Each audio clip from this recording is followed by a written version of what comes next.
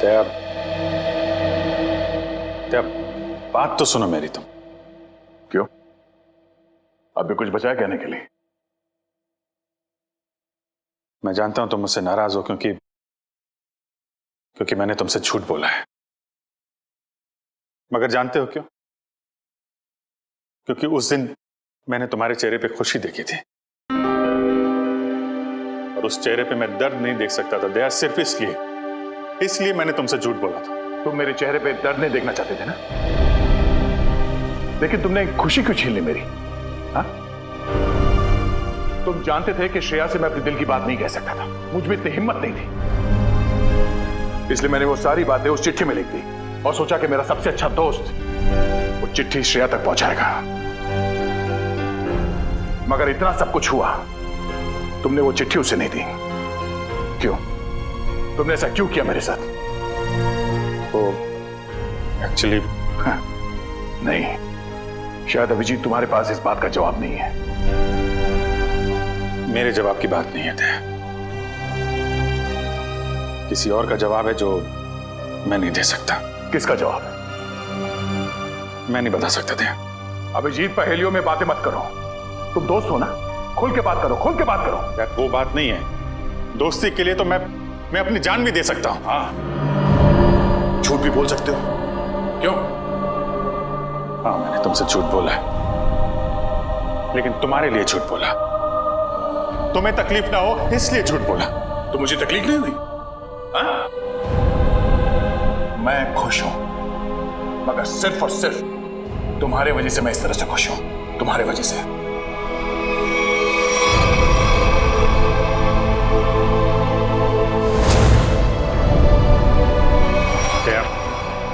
एक मिनट यार, प्लीज, ये श्रेया का गुस्सा मुझ पे मत उतारो यार। मैं गुस्सा श्रेया पे नहीं, मुझे गुस्सा तुम पे आ रहा है। क्यों? कसूर क्या है मेरा? यही कि मैं तुम्हें खुश देखना चाहता हूं। अरे यार, सिद्धार्थ वाली बात तुमसे किसने बताई? श्रेया के घर कौन लेके गया था तुम्हें?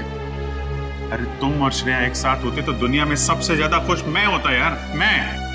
मगर श्रेया और मैं एक साथ तो नहीं है ना? हाँ? और मैं खुश भी नहीं हूं। यार अब इन बातों में कुछ रखा नहीं है, भूल जाओ। ठीक है,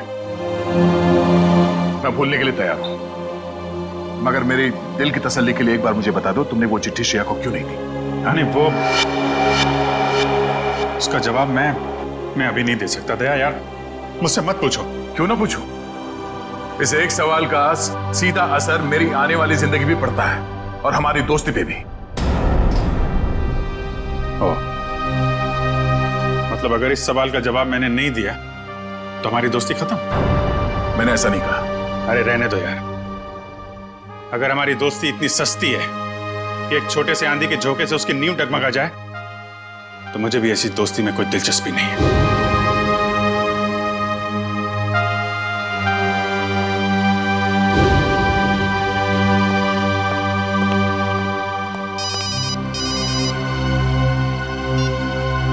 हेलो,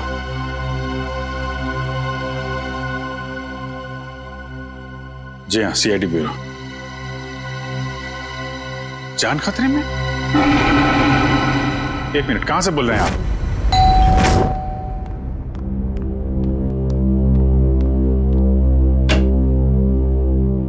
सीआईडी? जी हाँ।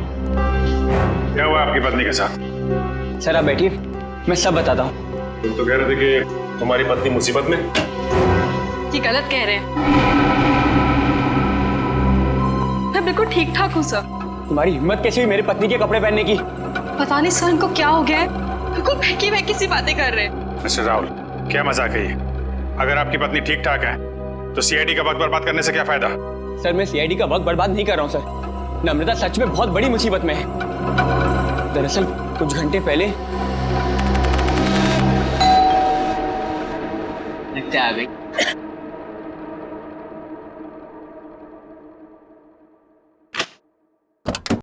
हाँ साहब, आपका नया बावर्ची साहब।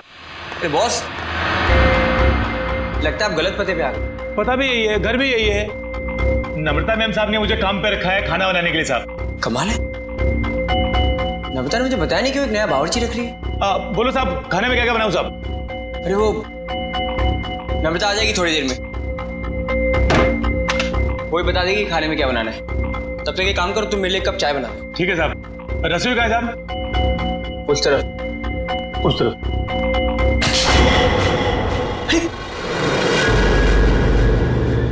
ये चाकू?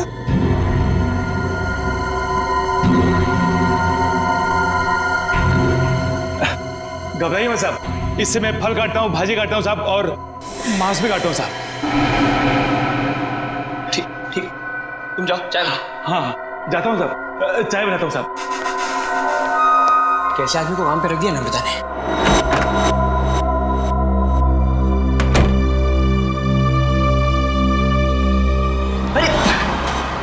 क्या साहब, डर गए क्या? ऐसे अचानक सामने आ गए तो कोई भी डरेगा ही ना। ये लो साहब आपकी कॉफी। मैंने चाय बोली थी। क्या साहब, आपने कॉफी तो मंगाया था साहब, वही लाया हूँ साहब। अरे यार मैंने चाय बोली थी। अरे कैसे बदतमीजी से बात कर रहे हो तुम? अरे एक तो गलती कर रहे हो, ऊपर से बदतमीजी से बात कर रहे हो मेरे साथ। कैसा आदमी रख दिया है। सॉरी डार्लिंग, आने में थोड़ी देरी होगी। वो मॉल में ना अच्छी सी सेल लगी है तो कुछ ज्यादा ही शॉपिंग कर ली। एक्सक्यूज मी, कौन है आप? और यूं घर में कैसे घुसे चली आ रही है? अच्छा जी, मैंने कुछ ज्यादा खर्चा कर दिया तो इसलिए तुम अपनी पत्नी से ऐसे बात करोगे? पत्नी? कौन हो तुम? और नम्रता कहाँ है? तुम्हारे सामने। अच्छा, अब समझ में आया। मेरी पत्नी ने ही कहा है ना तुम्हें मेरे साथ मजाक करने के लिए, है ना? राहुल, तुम्हें क्या हो गया? क्यों बहकी बहकी बातें कर रहे हो? बहुत हो गया ये बकवास। हाँ, कहाँ है नम्रता? मैं अभी नम्रता को फोन करता हूँ।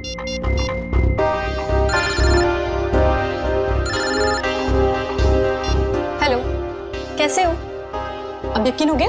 बहुत हो गया ये बकवास, बहुत हो गया मजाक। कहाँ है नम्रता? बताओ मुझे, नम्रता कहाँ है? कहाँ है नम्रता? क्या किया नम्रता के साथ? राहुल, तुम ठीक तो हो? बुखार तो नहीं है? छुओ मत मुझे, हाथ मत लगाना मुझे। ये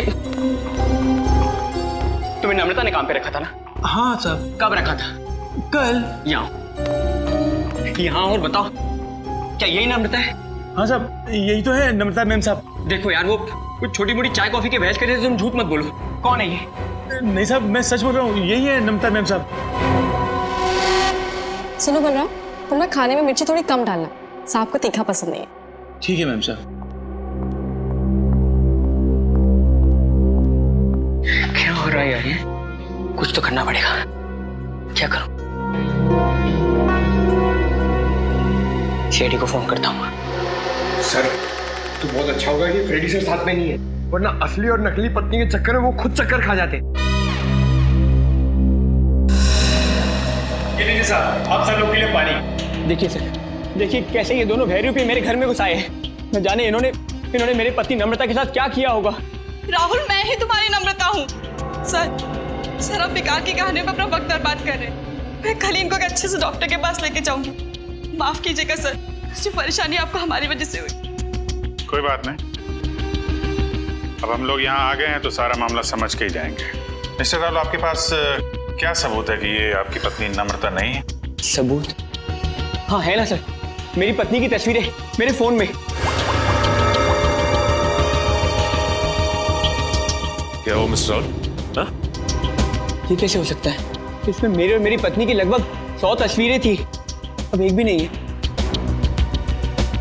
याद आया सर, जब मैं नहाने गया था ना तो मैंने ये फोन इस टेबल पर रखा था। जरूर इसी ने वो फोटो डिलीट की है सर इसने। मैं कह रहा हूँ। क्या बात कर रहे हैं साहब? मैं इतना महंगा फोन कभी इस्तेमाल ही नहीं किया साहब। फोटो कैसे निकालेगा साहब? सर ये झूठ बोल रहा है सर इसी ने फोटो डिलीट की है। एक मिनट, अगर मोबाइल में फोटो नहीं है तो फिर शादी की तस्वीरें तो होगी ना आपके शादी के एल्बम में? है ना सर, पूरा एल्बम है, मैं अभी लेकर आता हूँ।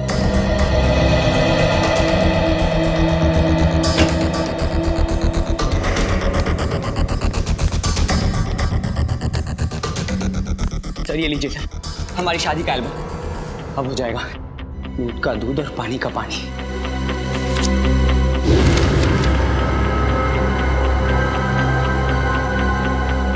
आपका कहना है कि ये आपकी बीवी नम्रता नहीं है? नहीं सर, ये मेरी पत्नी नहीं है। मेरे ख्याल से आप भी ये एल्बम देख लें तो अच्छा रहेगा।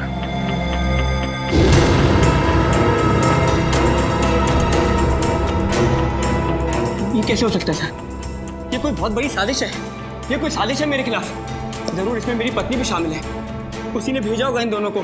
मिस्टर राहुल, कभी आप कहते हैं कि आपकी पत्नी खतरे में है, कभी आप कहते हैं कि वो आपके खिलाफ साजिश रच रही है। कहने क्या चाहते हैं आप? सर मुझे कोई खतरा नहीं है और ये कोई साजिश नहीं है। मैंने आपसे कहा ना इनकी तबीयत खराब है। तुम चुप रहो, मुंह बंद रखो अपना। एक मिनट, आप नम्रता हैं, आपके पास कोई आईडी वगैरह है? जी हाँ सर, पासपोर्ट है, पैन कार्ड है। आपको जो चाहिए मैं दिखा सकती हूँ। प्लीज। एक मिनट।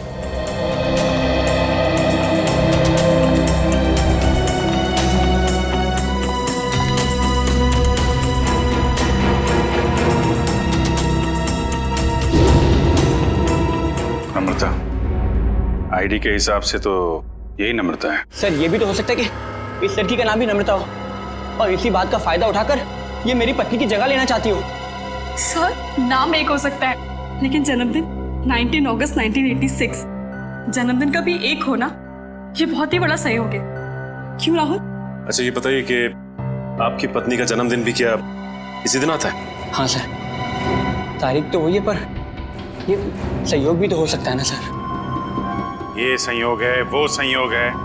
मिस्टर राहुल, हम आपकी बात पे यकीन करें तो करें कैसे और क्यों? सर मैं सच कह रहा हूँ सर, ये झूठ बोल रही है। तुम नम्रता हो ना, तो ये बताओ कि हमारी शादी की सालगिरह कब है? बताओ ना हमारी शादी की सालगिरह कब है?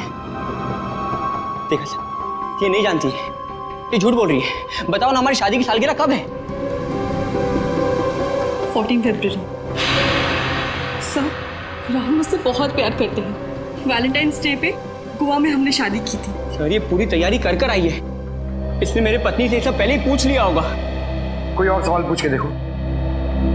हाँ, ये बताओ कि तुमने चॉकलेट कहाँ छिपाई? चॉकलेट?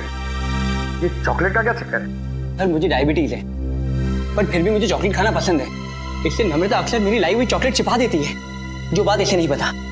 अगर तुम नम्रता हो तो बताओ कि तुमने चॉकलेट कहाँ छिपाई है? बताओ तुमने चॉकलेट कहाँ छिपाई?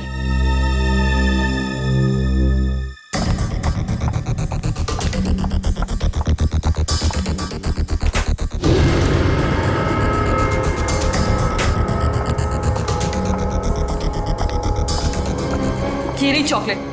मैं तुम्हें खाने नहीं दूंगी, डायबिटीज है तुम्हें। मुझे डायबिटीज नहीं है, मुझे दे दीजिए। अब क्या कहना आपको मिस्टर राहुल? सर ये लोग पूरी तैयारी कर कर आए हैं। ठीक है, एक पल के लिए हम आपकी बात मान लेते हैं, लेकिन ये आपकी पत्नी है या नहीं, इसका जवाब तो इस घर में ही मिलेगा। तलाशी लो करके।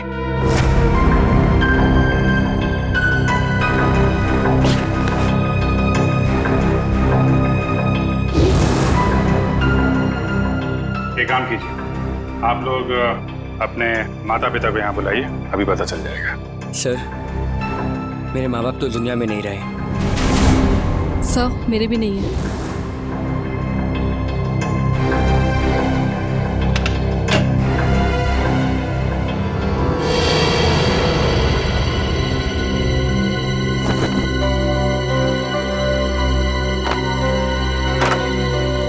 पंकज,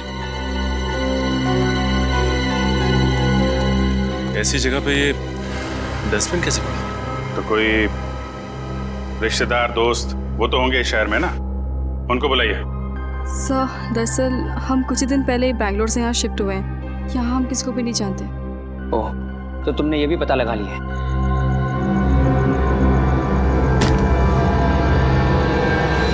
सर!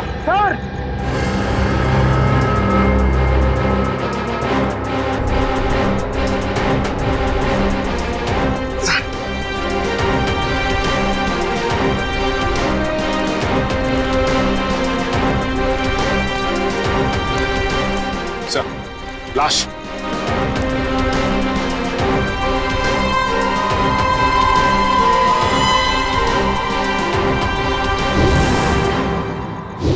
सर ये लाश मेरे घर में? ये कौन सा खेल खेल रहे हो तुम राहुल? पहले पति पत्नी का झगड़ा सुलझाने के लिए यहाँ बुलाया, फिर तुम्हारे घर से एक लाश निकली है। किसकी लाश है ये? सर मुझे कुछ नहीं पता सर। सर मैं इसे जानता भी नहीं। साहब मैं भी इसे नहीं जानती। तुम जानते हो? नहीं साहब, मैं नहीं जानता उसको। सर ये देखिए सर, यहाँ इसके सीने पे गोली मारी है और इसके गले पे खरोच का निशान भी है। तो बिल्कुल ताजे हैं। लगता है कुछ घंटों पहले इसे मारा गया है। कोई आईडी वगैरह मिली? एक मिनट।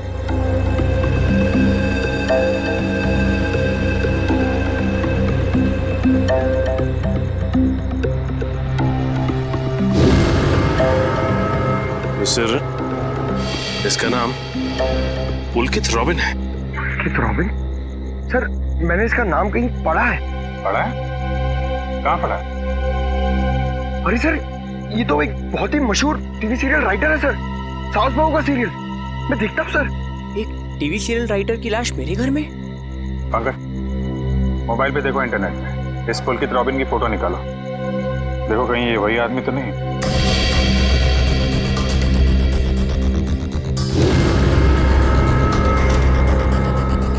ये तो वही है सर, ये मर गया। अरे उस शो का क्या होगा? मैं तो हर एपिसोड देखता था। अभी अभी एक नया अच्छा ट्रैक चालू हुआ था। सर मैं तो ये सब में फंस नहीं जाऊंगा ना सर? मिस्टर राहुल, तुम्हारे घर से एक लाश मिली है। लाश जब तक खूनी पकड़ा नहीं जाता आप सब लोग हिरासत में रहेंगे। सचिन घर सीज कर दो और इस पुलकित रॉबिन का एड्रेस निकालो। अब राधिका समीर से कहेगी दूर हो जाओ मेरी नजरों से, मैं तुम्हारी शक्ल भी नहीं देखना चाहती। समीर राधिका की नजरों से दूर हो ना हो, लेकिन हम सीआईडी वाले आपकी नजरों से दूर नहीं होने वाले। सीआईडी? और मेरे घर में? जी वैसे आप राइटर्स लोगों का काम बहुत मुश्किल होता है ना, इतना पेचीदा ताना बाना बनना पड़ता है, कभी कहानी का, कभी किरदारों का और कई बार खून का। दरअसल मैं समझी नहीं, आप लोग यहाँ क्यों आए हैं? दरअसल हम आपसे खून के बारे में पूछताछ करने आए, मगर अगर आप चाहें तो अगले हफ्ते देविका के साथ शो में क्या होने वाला है ये हमें बता सकती हैं, क्योंकि पुलकित जी तो रहे नहीं। क्या पुलकित सर का खून हो गया? कब और कैसे? ये तो अब आप ही बता सकती हैं। मैं? मुझे कुछ नहीं पता। इतनी भोली बनने की जरूरत नहीं है आपको। हम पुलकित के घर से आ रहे हैं। पुलकित की पत्नी ने बताया कि आप पुलकित की असिस्टेंट हैं और कल शाम वो आपसे मिलने के लिए ही घर से निकले थे, मगर वापस पहुंचे ही नहीं। ये बात सच है, मैं और पुलकित सर कॉफी शॉप में मिलने वाले थे, लेकिन वो वहाँ पहुंचे ही नहीं। कौन सी coffee shop? IG coffee shop, वही जो बैरिक्स रोड पे? हाँ जी वही। मगर पुलकित की लाश हमें मिली सृष्टि नगर में, और ये बैरिक्स रोड सृष्टि नगर से बहुत दूर है। तो इसका मतलब ये है कि तुमने पुलकित को कॉफी शॉप पर बुलाया, उसके बाद उसे बहला फुसलाकर तुम सृष्टि नगर ले गई और वहां तुमने उसका खून कर दिया। नहीं, ये बात गलत है। मैं ऐसा क्यों करूंगी? क्योंकि तुम पुलकित से जलती थी और तुम पुलकित की जगह लेना चाहती थी, इसलिए तुमने पुलकित का खून कर दिया। ये सब झूठ है। मैं 8 बजे से लेकर 11 बजे तक उनका इंतजार करती रही, पर वो वहां पर पहुंचे ही नहीं। मैं घर वापस आ गई क्योंकि उनका फोन भी नहीं लग रहा था। आपकी बात में कितनी सच्चाई और कितना झूठ ये बहुत जल्द पता लग जाएगा। आप हमारे साथ चलिए। मगर कहाँ? ये सब क्या है? आप लोग हमें यहाँ क्यों लाए हैं? कोई कुछ बता क्यों नहीं रहा है हमें? एक मिनट, शांत हो जाए मैडम, सब कुछ पता चल जाएगा। मैं पुलकित की पत्नी हूँ और आप मुझ पर भी शक कर रहे हैं। हम किसी पर शक नहीं कर रहे, हम अपनी ड्यूटी कर रहे हैं। ये आप प्लीज अपना हाथ आगे बढ़ाइए, हम लोगों को आपके खून के सैंपल्स लेने हैं। खून का सैंपल? मगर क्यों? क्योंकि पुलकित की गर्दन पर हमें कुछ खरोंच के निशान मिले और उस खरोंच में नेल पॉलिश के ट्रेसेस हैं। इसका मतलब साफ है, पुलकित के खून में किसी लड़की का हाथ है। लाइए हाथ आगे कीजिए। फिलहाल इस केस में लड़कियां सिर्फ आप तीनों ही हैं। सर आप लोग खूनी को ढूंढने में इतनी मेहनत करें, प्लीज मेरे पत्नी को भी ढूंढिए ना। न जाने नम्रता किस हाल में होगी, कहाँ होगी। फिर वही बात राहुल, कब तक खेलोगे ये खेल? और मैं एक बार नहीं बार बार कह चुकी हूँ कि मैं ही तुम्हारी नम्रता हूँ। चुप हो जाओ तुम, कितना झूठ बोलोगी? क्या चाहिए तुम्हें? पैसे चाहिए ना? कितने पैसे चाहिए तुम्हें मेरे घर और मेरी जिंदगी से जाने के लिए? क्या? मैं और पैसे? कैसी बात कर रहे हो तुम राहुल? मिस्टर राहुल, आपके पास आपकी पत्नी का फोटो नहीं है, चेहरा तो याद है, कम से कम उनका स्केच तो बनवा सकते हैं। जी सर जरूर। ये बाल आगे से, हाँ यहाँ से थोड़े और लंबे। सर, हमारे क्रिमिनल डेटाबेस में इस बावर्ची का कोई रिकॉर्ड नहीं है। देखा साहब, मैं बोल रहा था ना साहब, मैं एकदम निर्दोष है साहब, मुझे जाने दो ना साहब। ठीक है, तुम जा सकते हो, मगर याद रख तुम शहर से बाहर नहीं जाओगे और जब भी बुलाया जाए ब्यूरो आ जाना। ठीक है। पता नहीं किसका स्केच बनवा रहे हैं ये, मैं तो यहाँ बैठी हूँ। Sir. Okay, thank you Paresh. तो राहुल, स्केच ठीक बना? हाँ सर, बिल्कुल यही है मेरी पत्नी नम्रता। और मैं कौन हूँ? इसकी सौतन? पता नहीं सर, किस लड़की का चेहरा है ये, किसका चेहरा बनवाया इन्होंने, मुझे तो समझ में नहीं आ रहा। किसकी नजर लगी है हमारी हंसती खेलती जिंदगी को। सर, इसके आंसू पे मत जाइए, ये मगरमच्छ के आंसू है। ये इन्हें हथियार बना के मेरे खिलाफ इस्तेमाल करना चाहती है, मुझे फंसाना चाहती है सर। राहुल, अगर तुम्हें मेरे साथ नहीं रहना तो साफ साफ कह दो ना, मैं तुम्हें डिवोर्स दे दूंगी। पर ये सब ड्रामा करने की क्या जरूरत है? सर ये पुलकित के कॉल रिकॉर्ड्स हैं। उसने जेनिफर के साथ में शाम को 5 बजे बात की थी और ठीक 1 घंटे बाद उसे लैंडलाइन नंबर से फोन आया था सर। अच्छा, ये लैंडलाइन नंबर है किसका, कुछ पता किया? हाँ sir, Bhavesh imports and exports नाम है कंपनी का। क्या कहा आपने? Bhavesh imports and exports? हाँ, क्यों? आप इस कंपनी के बारे में जानती हैं? हाँ सर, मैं जानती हूँ। राहुल इसी कंपनी में तो काम करते हैं। आप लोग मेरी तरफ इस तरह क्यों देख रहे हैं? मैंने उसे फोन नहीं किया है सर, मैं तो उस पुलकित को जानता तक नहीं हूँ। बुधवार शाम 6 बजे तुम अपने ऑफिस में थे या नहीं? 6 बजे ठीक तरह याद तो नहीं आ रहा, पर शायद तब तक मैं ऑफिस से निकल गया था सर। देखो राहुल, शायद से तो काम नहीं चलेगा। सर, अगर आप लोगों को मेरे पे विश्वास नहीं है तो आप लोग मेरे ऑफिस चल के पूछताछ कर सकते हैं। ठीक है, तो चलकर पूछताछ कर लेते हैं तुम्हारे ऑफिस में, और ये भी पता कर लेते हैं कि जो स्केच तुमने बनाया है ऐसी कोई लड़की है भी या नहीं। एक बार शर्मा जी के पास पहुंचा दीजिए, मैंने चेक कर लिया। उन्हें बोलिए टेंडरिंग का प्रोसेस चालू करो। अरे राहुल, तुम यहाँ पर इस वक्त और आज ऑफिस नहीं है? और ये लोग कौन है? सर, ये लोग सीआईडी से हैं। सीआईडी? जी सर। क्या बात है, बताओ। क्या बताऊं सर, मैं एक बहुत बड़ी मुश्किल में फंस गया हूँ। कैसी मुसीबत? लाश मिली इनके घर के बैकयार्ड से। व्हाट? ये मैं क्या सुन रहा हूँ? कहीं तुम्हारा इसमें कोई हाथ तो नहीं है? नहीं सर, मेरा इसमें कोई हाथ नहीं है। मैं तो उस पुलकित रॉबिन नाम के आदमी को जानता तक नहीं जिसकी लाश मेरे घर से मिली है। मिस्टर भावेश, आप अपने जरा सारे स्टाफ को बुलाएंगे। सुमित,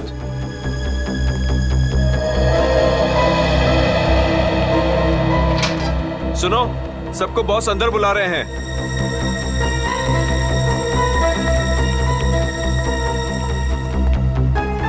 इस फोटो को देखिए, ये आदमी पुलकित है जिसकी लाश हमें राहुल के घर से मिली। कोई पहचानता है इसे? जरा ध्यान से देखिए, टीवी सीरियल लिखते थे। आप इसे पहचानते हैं या इनसे जुड़े किसी आदमी को जिनका इनके साथ संबंध हो? ऐसा तो हो नहीं सकता कि आप में से कोई भी इन्हें नहीं जानता, क्योंकि आपके ऑफिस के लैंडलाइन से फोन किया गया था शाम को 6 बजे बुधवार। व्हाट? तो शायद राहुल ने किया होगा। मैं क्यों फोन करूंगा सर, मैं तो उसे जानता भी नहीं। और ऐसा भी तो हो सकता है कि इसी ऑफिस से किसी और ने फोन किया हो। और तो और सर, मैं तो जिस घर में रहता हूँ घर भी मुझे ऑफिस की तरफ से मिला है। Interesting, very interesting. आप में से किसी को याद है कि बुधवार को राहुल कितने बजे तक ऑफिस में था? हाँ सर, 5:30 बजे तक। 5:30 बजे, और पुलकित को फोन किया गया 6 बजे। हरीश जी, बहुत बहुत शुक्रिया हमारी दुविधा दूर करने के लिए। Thank you. हरीश, क्या तुम मेरा एक काम और करोगे? हाँ बोलो। तुम्हें याद है तुम वो इम्पोर्टेंट पेपर्स लेकर मेरे घर आए थे? हाँ याद है। तब तुम मेरे पत्नी नम्रता को मिले थे ना? हाँ राहुल, लेकिन उस बात का इस खून से क्या लेना देना है? लेना देना है, क्योंकि एक अनजान औरत मेरे घर में घुस आई है और मेरे पत्नी होने का नाटक कर रही है। क्या तुम प्लीज उसे चल के मेरे लिए पहचान सकते हो? हाँ श्योर। कहाँ है वो औरत? नीचे हमारी गाड़ी में बैठी हुई, आइए हमारे साथ। देखना सर, अब इस औरत का भांडा फूट जाएगा। धीरज रखिए, अभी पता चल जाएगा। अरे हरीश जी, कैसे हैं आप? हेलो नम्रता, मैं ठीक हूँ, तुम कैसी हो? क्या बताओ, पता नहीं राहुल को क्या हो गया। हरीश, ये तुम क्या कह रहे हो यार? ये मेरी पत्नी नम्रता नहीं है। व्हाट? ये कैसी बात कर रहे हो राहुल? यही तो नम्रता है, तुम्हारी पत्नी, जिससे तुमने मुझे मिलवाया था। अब क्या कहना है मिस्टर राहुल आपका? है कोई जवाब आपके पास? हरीश, लगता है तुम्हारी आंखों का नंबर बढ़ गया है। जाके अपनी आंखें टेस्ट करवाओ। तुम एक ही बार मिले इसलिए शायद इसे पहचान नहीं पा रहे हो। हाँ मिस्टर राहुल, मेरे चश्मे का नंबर जरूर बढ़ गया है, लेकिन मेरी याददाश्त कमजोर नहीं हुई है। यही नम्रता है। यकीन नहीं होता ये सब में तुम भी शामिल हो। सर, मैं कह रहा हूँ पुलकित के खून में ना इसी का हाथ है। अरे ये कैसी बात कर रहे हो राहुल? तुम्हारा दिमाग खराब हो गया? सर ये झूठ बोल रहा है। मैं ठीक कह रहा हूँ सर। राहुल, ठीक और गलत का फैसला हम लोग करेंगे, आप नहीं। सर मैं आपको कुछ बताना चाहती हूँ। सर, कुछ साल पहले राहुल को एक मानसिक बीमारी थी और शायद उन्हें वो बीमारी वापस हो गई है। क्या? इतनी बड़ी बात तुमने हमसे छुपाई क्यों? ये भी पता कर आई हो तुम? सर, ये सच है कि मुझे बीमारी थी, पर अब मैं बिल्कुल ठीक हूँ। अब चाहे तो बैंगलोर में मेरे साइकियाट्रिस्ट से बात कर सकते हैं। हाँ सर, मैं भी वही कह रही हूँ। ये बिल्कुल ठीक हो गए थे, पर शायद इन्हें दोबारा दौड़ना पड़ रहा है। ये मुझे पहचानने से इनकार कर रहे हैं। सर, शायद इन्होंने ही पुलकित को मारा होगा। चुप हो जाओ तुम। एक तो मेरी बीवी को गायब कर दिया, ऊपर से मेरे पे झूठा इल्जाम लगा रही है। मैं इसे जान से मार दूंगा। पीछे हो। क्या बिगाड़ा है मैंने राहुल तुम्हारा? सर प्लीज राहुल को अपनी कस्टडी में ले लीजिए सर। देखिए ना, अपनी पत्नी को दिन दहाड़े जान से मारने की धमकी दे रहा है ये। पुलकित का खून राहुल ने किया है या किसी और ने, इसका पता तो हम लगा ही लेंगे। मगर ऐसा तो हो नहीं सकता कि पुलकित को मरते हुए किसी ने देखा या सुना ना हो। उस मोहल्ले के लोगों से पूछताछ करनी होगी। सर, आसपास के सभी घरों में हमने पूछताछ कर ली है, बस ये एक आखिरी घर बाकी है। चलो यहाँ भी पूछ के देखते। संभल के।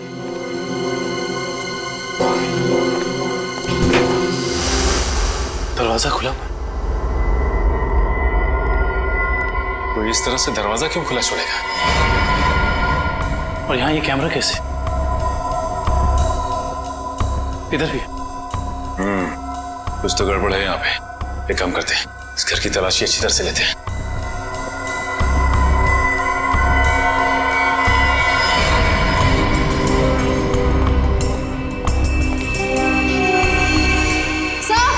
सर जल्दी आइए। ये देखिए, एक और कैमरा, 2 कंप्यूटर स्क्रीन, स्पीकर्स और हेडफोन्स। दो कंप्यूटर स्क्रीन एक साथ बाहर, और यहाँ कैमरास भी लगे। कहीं यहाँ वीडियो एडिटिंग तो नहीं चल रही? इसे ऑन करो।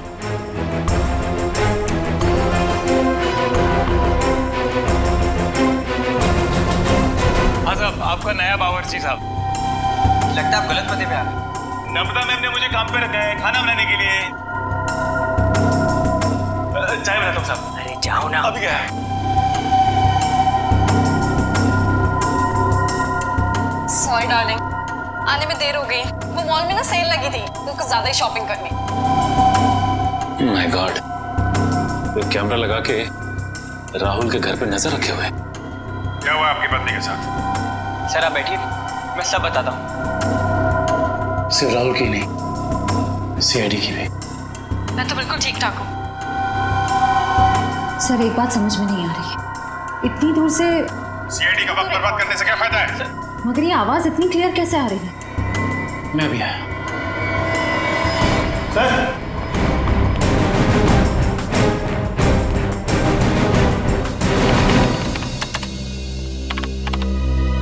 एक काम करते हैं, इस जगह को अच्छी तरह से छान मारते हैं। हो सकता है यहाँ कुछ मिल जाए। हाँ?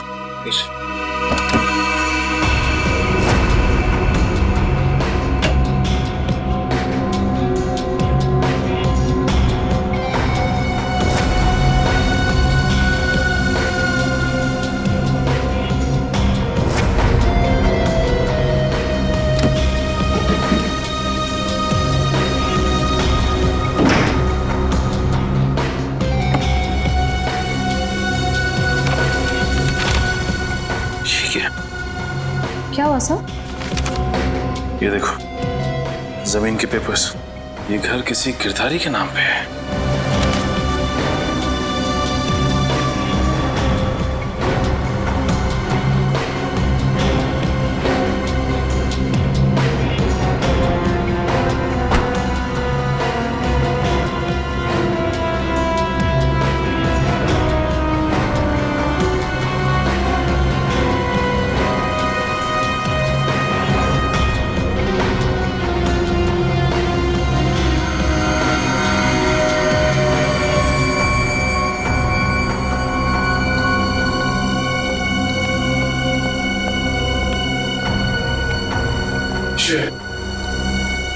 तुम्हारे सारे सवालों का जवाब ये माइक है जो मुझे राहुल के घर से मिला।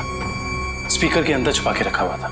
इसका मतलब गिरधारी जो राहुल के घर पर नजर रखे हुए था उसी ने माइक लगाया यहाँ पे। कौन गिरधारी? अरे दुष्यंत, ये घर के कुछ पेपर्स मिले जिसमें लिखा है कि गिरधारी इस घर का मालिक है।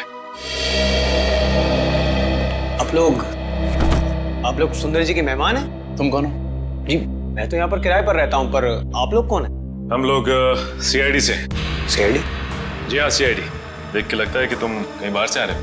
यहाँ सर मैं तो अभी गोवा से आ रहा हूँ, पर आप लोग यहाँ पर सुंदर जी ने कहीं कुछ। एक मिनट, ये सुंदर कौन? सर जब मैं यहाँ से जा रहा था तो मैंने एक घर सुंदर नाम के एक अंकल को किराए पर दिया था। क्या बात, तुम खुद यहाँ पे किराए पे रहते हो और ये घर तुमने किसी को किराए पे दे दिया? सर मैंने सोचा कि गोवा जाने का खर्चा निकल आएगा सर, इसलिए। और गिरधारी जी जिनका ये घर है वो कहाँ है? सर वो तो लंदन में रहते हैं सर, साल में सिर्फ एक बार ही इंडिया आ पाते हैं। ओह, उसी का फायदा उठा रहे हो तुम? ये कंप्यूटर कैमरास तुम्हारे? नहीं सर, ये सब मेरा नहीं है सर। झूठ बोल रहे हो तुम राहुल के घर पे नजर रखे हुए थे, जासूसी कर रहे थे उस पे। जासूसी? सर मैं राहुल के ऊपर जासूसी नहीं कर रहा था सर। देखो हमने रिकॉर्डिंग देख ली है, सच सच बताओ। मैडम मैं तो कॉलेज में पढ़ता हूँ, इतनी सारी महंगी चीजें मैं कहाँ से लाऊंगा? तो फिर ये सारी की सारी चीजें किसकी है? उस आदमी की जिसे तुमने किराए पे रखा हुआ, सुंदर? सर हो सकता है सर। नंबर दो सुंदर का। सर पिछले हफ्ते गोवा में मेरा मोबाइल चोरी हो गया था तो तुम्हारे सारे नंबर्स चले गए? जी। बहुत अच्छा बहाना है। अपना मोबाइल नंबर दो। सुंदर का नंबर हम तुम्हारे मोबाइल रिकॉर्ड से निकाल लेंगे। सर सालुंके सर की डीएनए रिपोर्ट आ गई है। पुलकित के खरोचों में जो नेल पॉलिश के अंश मिले थे वो ना ही नम्रता के थे, ना ही संजना के और ना ही जेनिफर के। मतलब इस केस में कोई और औरत भी शामिल है? सर हो सकता है वो स्केच वाली औरत हो जिससे राहुल अपनी बीवी कह रहा है। हो सकता है। जब तक हमें उस औरत के बारे में कुछ पता नहीं चल जाता कुछ कह नहीं सकते। क्या हुआ, उस नेल पेंट के बारे में कुछ पता चला क्या?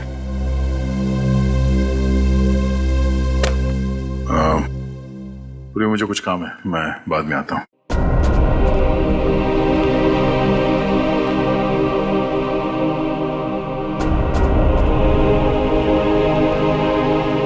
सर जतिन के फोन रिकॉर्ड्स चेक करिए।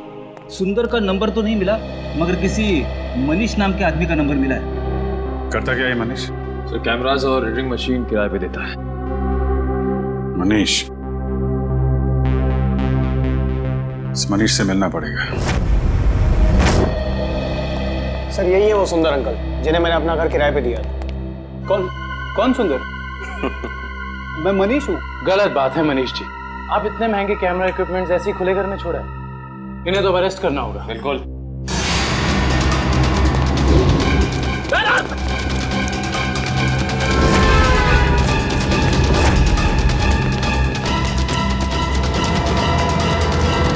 अरे रुको रुको रुको मनीष, कहाँ भाग के जा रहे हो?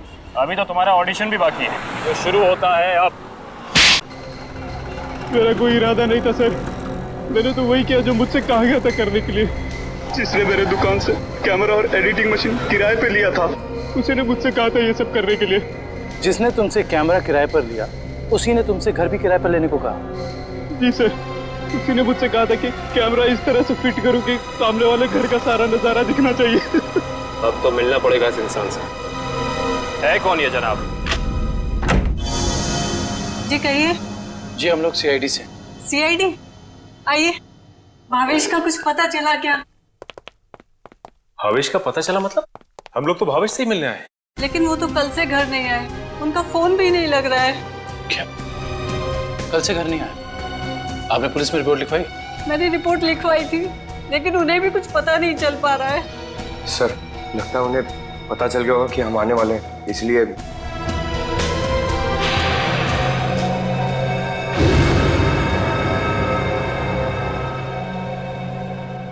मिनट, क्या ये आपके पति भावेश है? जी हाँ।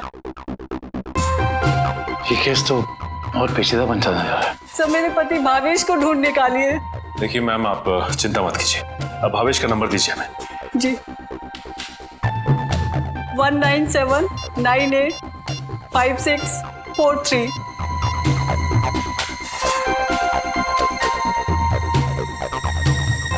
भावेश के फोन तो ऑफ आ रहा है। पंकज, भावेश के फोन के IMEI नंबर से पता करो कि उसका मोबाइल इस वक्त कहाँ है।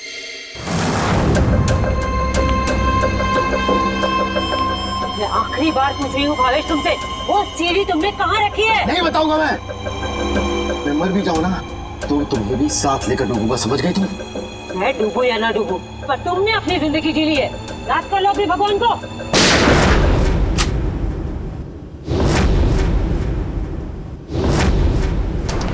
बस मुनीत रेली, बहुत मचा दिया आतंक। कानून को काफी वक्त से तुम्हारी तलाश थी, मगर हमें नहीं पता था कि हम इस केस के जरिए तुम तक भी पहुंच जाएंगे। खुश तो ऐसे हो रहे हो जैसे तुमने मुन्नी को जेल में डाल दिया है। ये तुम्हारी खुशकिस्मती है या बदकिस्मती कि तुम मुन्नी के दरबार में खुद चल कर आए हो? देख क्या रहे हो? ढूंढ दो इनको।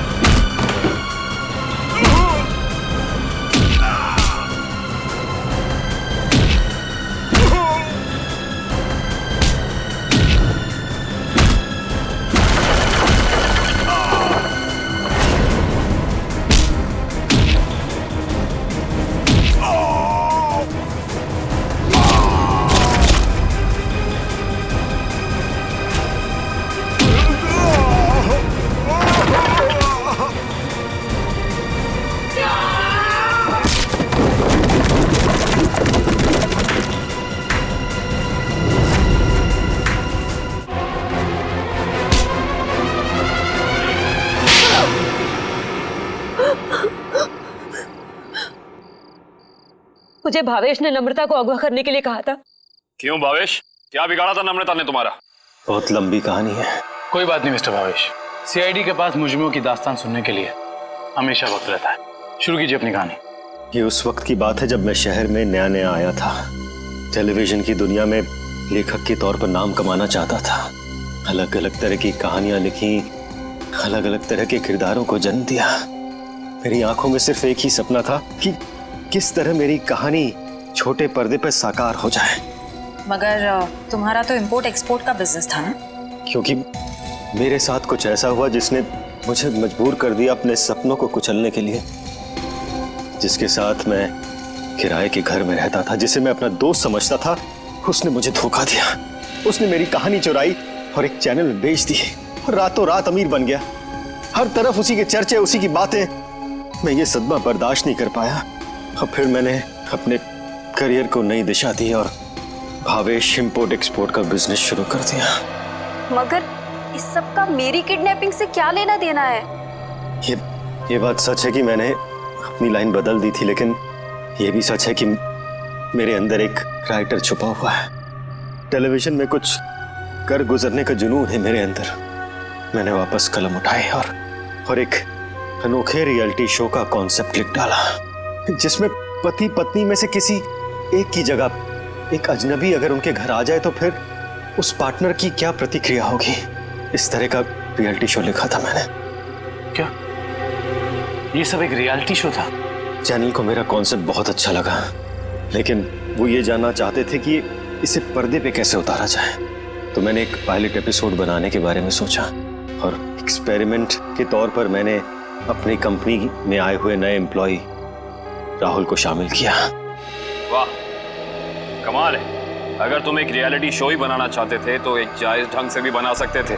फिर कानून को अपने हाथ में लेने की क्या जरूरत थी तुम्हें? मैंने कोशिश तो की थी जायज तरीके से करने की, लेकिन किसी ने मेरी मदद नहीं की। तो मैंने सोचा कि क्यों ना कुछ दिनों के लिए नम्रता को अगवा कर लिया जाए और फिर मैं अपने 2 कलाकारों बावर्ची और नकली नम्रता को उसके घर भेज दूंगा और काम होने के बाद असली अमृता को फिर उसके घर भेज देता। और इसमें वो टीवी राइटर पुलकित रॉबिन, वो कहां से आ गया? पुलकित रॉबिन ही वो शख्स है जिसने मेरे आइडियाज, मेरी कहानी चुराई और मशहूर हो गया। उसे पता चल गया था कि मैं चैनल में कुछ बड़ा रियलिटी शो का आइडिया लेकर जाने वाला हूं। बस उसी की जासूसी करने के लिए यहाँ पर आया हूँ। आज तो पता लगाना ही पड़ेगा तो भावेश कौन सा बड़ा कंसेप्ट चैनल वाले को बेचने वाला है।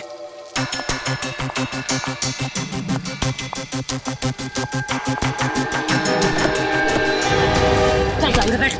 कौन हो तुम? मैं नहीं जाऊंगी। गाड़ी में बैठी गोली मारो। छोड़ो मुझे। ऐसा आवाज नहीं होगी। क्या कर रहे हैं तुम लोग? छोड़ो उसको। क्या कर रहे हैं तुम लोग? छोड़ो। बेवजह मारा गया। अब तू भी यही चाहती है? बैठ। छोड़ दो मुझे। मैं इसको लेकर जाती हूँ, तुम इसको ठिकाने लगाओ।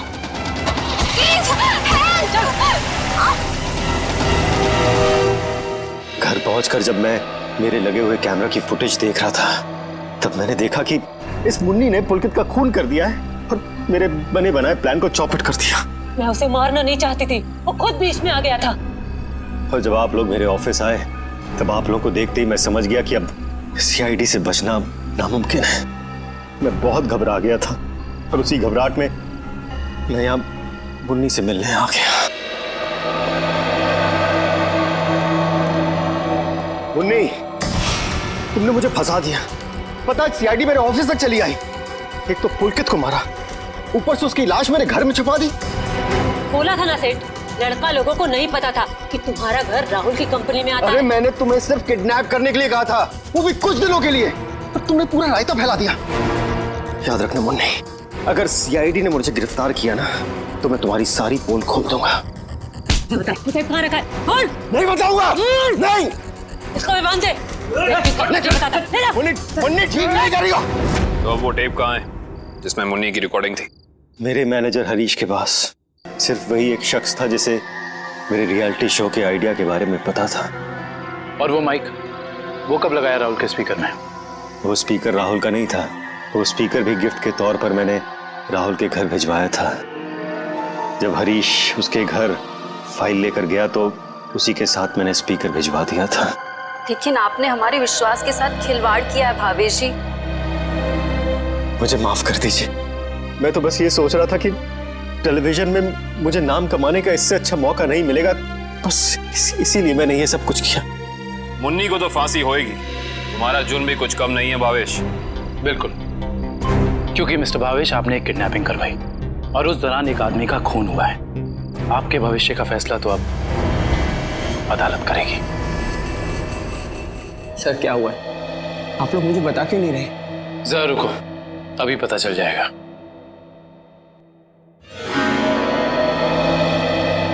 राहुल। राहुल। नम्रता, तुम ठीक तो हो? तुम ठीक हो ना? हाँ, मैं ठीक हूँ। थैंक गॉड तुम आ गई। थैंक गॉड तुम वापस आ गई। मुझे तो लगा था मैंने तुम्हें हमेशा हमेशा के लिए खो दिया है। हाँ, मुझे भी ऐसे ही लगा था। मुझे तो उम्मीद भी नहीं थी कि मैं कभी तुम्हारे पास जिंदा लौट कर भी आऊंगी। वो तो अच्छा हुआ कि सही वक्त पर सीआईडी वाले आ गए, जिन्होंने हमें फिर से मिला दिया। तुम दोनों मुझे माफ कर देना। मुझे नहीं पता था कि मेरी एक्टिंग चीजों को इतनी गलत दिशा में ले जाएगी। एक्टिंग? मैडम, माना कि भावेश जी ने आपको वहाँ एक एक्टिंग असाइनमेंट के लिए भेजा था, मगर लाश देखने के बाद और सीआईडी की कस्टडी में होने के बावजूद आपने हमें सच क्यों नहीं बताया? क्योंकि सर उन्होंने मुझसे कहा था कि कितनी भी टेढ़ी स्थिति क्यों ना आ जाए, मैं अपना काम करना ना छोड़ूं, एक्टिंग ना छोड़ूं। इसलिए मुझे लगा कि वो लाश भी नकली है और सीआईडी भी सब उस रियलिटी शो का हिस्सा है। वाह, और आप अपनी एक्टिंग के चौके छक्के की बारिश करते रही। मुझे माफ कर दीजिएगा सर, और आपको तो पता है ना कि एक नए एक्टर के लिए टीवी और फिल्मों की दुनिया में पाँव जमाना कितना मुश्किल है। इसलिए मैं कोई गलती करना नहीं चाहती थी, इसलिए मैं एक्टिंग करती रही। अब आप लोग मुझे जो सजा देना चाहें मुझे मंजूर है। सर रहने दीजिए ना सर, अब मुझे मेरी नम्रता मिल गई और आप लोगों ने भी असली मुजरिम को पकड़ लिया है। गलती तो उन्होंने की है तो इन्हें सजा भी मिलेगी, लेकिन इन्हें क्या सजा मिलेगी ये अदालत तय करेगी। फिलहाल आप दोनों जा सकते हैं। Thank you sir, thank you so much.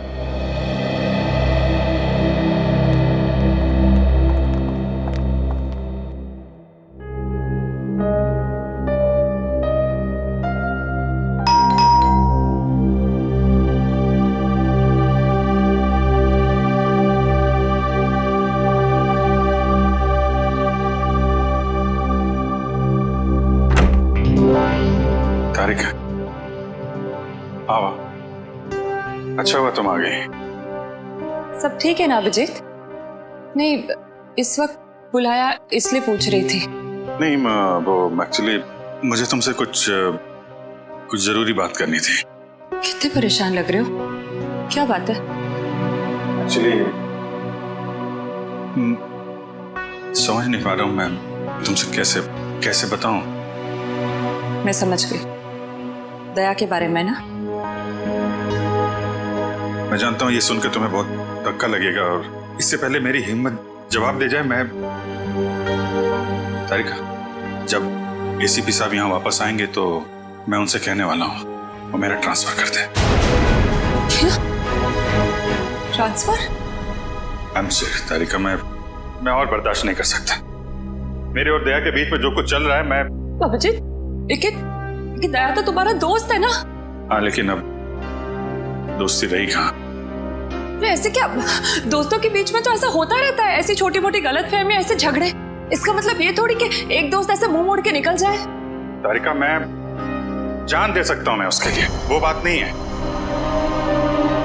लेकिन ये सब मैंने सपने में भी नहीं सोचा था कि हमारी दोस्ती इस मुकाम तक पहुंच जाएगी।